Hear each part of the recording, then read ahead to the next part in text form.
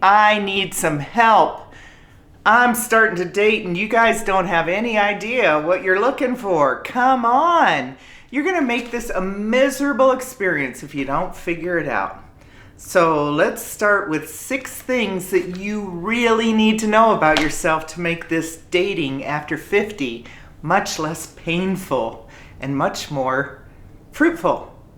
So let's start with the most important one. Number 1, sex. Check out this catalog, okay? Looks like a pretty benign catalog. Halloween attire for women and apparel.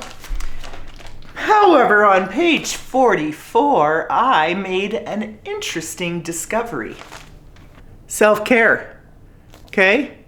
See that lipstick right there? It's not a lipstick. It is a Cocolicious massager. And right below it, they have the flickering intimate arouser. And right below that, they have the intimate full coverage pump. Women want sex.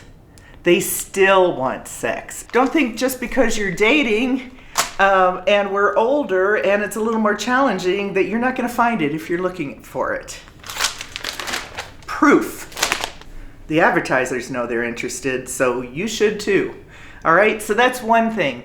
And when you talk about sex, if you want to get to know somebody really quickly and you want to get into bed as soon as possible, talk to them about it. And when you talk to them about it, have a conversation like it's a hobby. Treat it just like a hobby. Say you are a golfer, okay? If you're a golfer, you're going to learn how to play the game better, where the best places are. You're going to find some friends that you can talk about it with. You're probably going to watch some videos or check out some pros or experts. There are so many fascinating, interesting, knowledgeable experts on this topic on YouTube. So just start Googling whatever you might be interested, sex after 50, and go down the rabbit hole. There's really a lot out there. Once you know all those things, then you can start to talk to somebody else in the same way. Now, put it in your own voice and pick out the things that you want to talk about, but don't be afraid to talk about it. Women are interested. So know yourself. If you don't want any sex, you don't want to deal with it right off the bat, get that out too. I mean, not like first thing before appetizers, but definitely have it in the back of your mind that this is one of the things I want to know and this is important to me. Another thing that you want to know about yourself is the extent to which you are stuck in your own ways. We are all stuck in our own ways at this point. We've had half a century on the planet. There's some habits that just aren't going to die. Pay attention to your life for even just a couple of days. What things am I willing to give up and what things am I not willing to give up? Because if you bring a woman into your life, a partner into your life, you're going to have to make some compromises. And you need to know where you're willing to make those compromises and where you're not. And part of that making compromises is knowing how much of the time that you want to spend alone, in peace and quiet, and how much time you want to devote to a relationship. Some people just want to go out, 1 or 2 times a month and go to dinner or a movie with somebody. Other people, like Carl, he's not interested in a relationship, but he's going, he has a friend that he goes to lunch with once a week. Maybe that's the way you want to date. Maybe you want to date multiple gals like that. If you have a hobby, if you're a golfer, if you want to watch every football game of the season, you have to know where your limits are. So be aware of how much alone time you need, how much time you need for your hobbies. And, these things are important because the woman across the table for you or sitting next to you talking to you she's got those things in her mind too. Hopefully, if she hasn't, then maybe you can bring them up so she knows too. Another thing you need to know is, and right along those same lines, bringing someone into your life that you're going to date, how far are you going to go with that dating? Do you want to live with somebody? Are you going to live in their house or your house? Is your house ready for another person? Is your house welcoming to another person if that's what you want? You have to think about that too. I know, questions. I'm always asking questions and I'm always giving them to you. But these are things that will make dating so much more enjoyable. And flipping through those pictures of those women, slide right, slide left, like, don't like, skip, whatever, makes sorting much easier when you can see the red flags that don't work for you immediately because you know yourself. How about kids? One of the reasons my 15-year relationship wouldn't last is because that man compared me to his mother, who had 8 or 9 children, I don't remember how many. And of those 8 or 9 children, then she had 40 or 50 grandchildren and 30 great-grandchildren. They were a farming family in a farming community, and they were constantly doing things together. She was busy all the time. And one time he made the comment to me that when you move to Colorado, you won't have any time for me because I know how it is with my mother. All she wants to do is spend time with her grandchildren. Now, spending time with your grandchildren is one of the most wonderful things that can ever happen to you, in most cases. In my case, it's a really special time, and I cherish that time that I have with my children and my grandchildren, but it's not very often. If you think about it, when you were 30s, 40s, and raising children, and they were that fun young age that grandparents love grandchildren at, you didn't have a lot of time in your life. And so every moment I get with them, I know that they're taking time out of their busy schedule for me. Some women expect that. Well, some men expect that too. And if that's the way you are, then you need to make allowances for that. But just because I'm a grandmother doesn't mean I want to spend all my time with my grandchildren. Yes, there are a lot of women that would like to spend all their time with their grandchildren.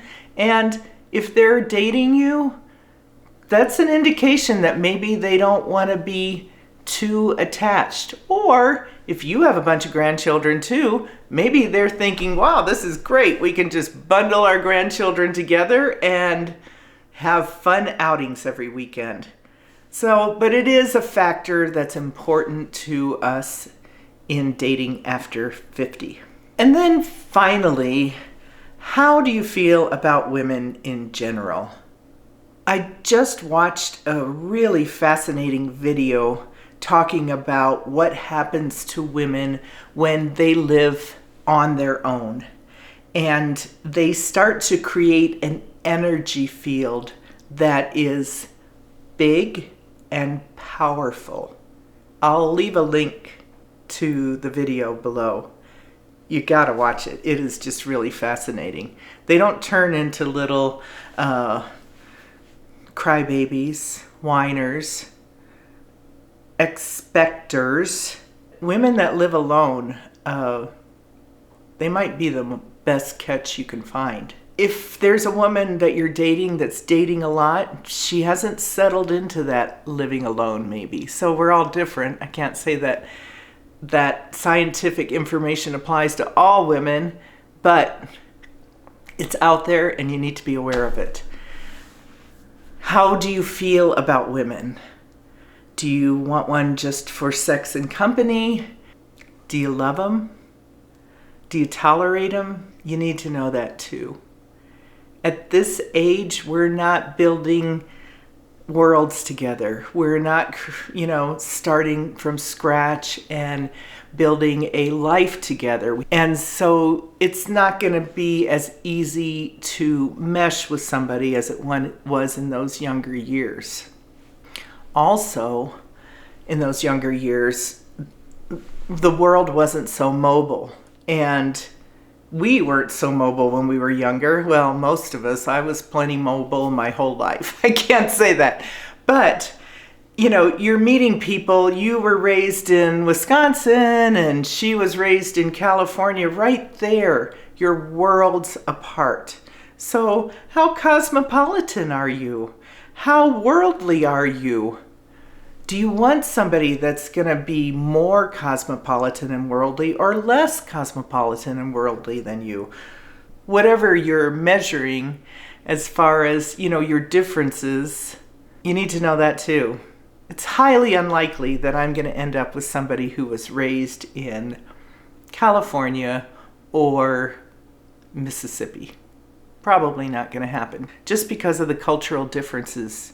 Those are some things to start with, to know yourself before you're dating after 50, or maybe you're dating after 50 and you've gone on 5 dates and already given up. I saw an older woman in a video. Her husband had died and she wanted to be remarried. And so she went on dates. And she got to number 17 and she found somebody that she wanted to marry and live happily ever after with. And they did. 17 dates. I think I've been on 5 or 6 so far since I've been counting, since I saw her video. And some of them are just brutal. I meet men that have no idea what they want, or they're not even aware that they're going to have to make some compromises if they're going to invite a woman into their life. I dated one man that said, I have a beautiful home on the lake south of here, and I spend the winters in Laughlin. That's never going to work because I don't want to be in Laughlin any time of year. Laughlin, Nevada. For you non-gamblers, that's kind of a step down from Las Vegas. Nice and warm in the winter, but not where I want to be. So right off the bat, I know that's not going to work for me. And he continued to pursue me, and I told him, I said, this is not what I'm looking for. And then he said, well, what are you looking for? As if he could change or morph himself into something that would be acceptable to me so that we could continue on. That doesn't work either. At some point, there's going to be resentment on your part or my part. So be aware. Know these things about you. Know how you feel about sex. Know what ruts you're in so that you know what you might have to crawl out of. Know your preferences for alone time, for yourself, for downtime, for a hobby. Know how much time you want to spend with your kids and your grandkids. And also be aware of the effort it takes to combine families or combine a woman with that. And how much time and effort do you want to put into that? Dating after 50 is a lot of effort. And the more you know yourself, the easier it's going to be. Help me out, guys. Start thinking about some of this stuff so we can swipe through. It's just like finding an employee or finding a service person or finding any other kind of person you want to bring in your life. What are your requirements? What are you looking for? What do you want? Because bottom line is, this is all about getting what you want. Tonight's date night. Are you ready? Thanks for stopping in and watching, and I hope to see you soon again. Don't forget to subscribe. You don't want to miss any of this.